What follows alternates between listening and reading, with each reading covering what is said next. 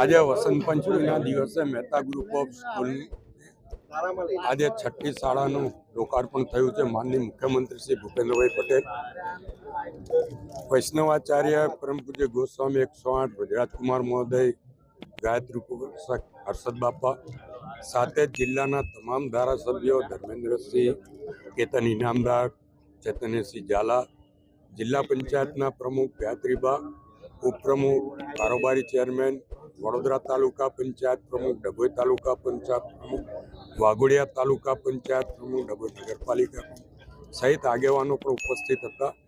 મોટી સંખ્યામાં અમારી સાથે સંકળાયેલા શિક્ષક મિત્રો, વાલી મિત્રો અને આમંત્રિતો અહીંયા ઉપસ્થિતિની શુભેચ્છા પાઠવી છે.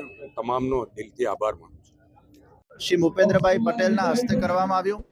શૈલેષભાઈ મહેતાએ જે રીતે આ સ્કૂલ નિર્માણના અંદર પોતાનું યોગદાન આપ્યું છે, પ્રભુની એમના પર ખૂબ શક્તિ અને કૃપા છે અને આવીને આવી પ્રવૃત્તિઓ એમના દ્વારા થતી રહે.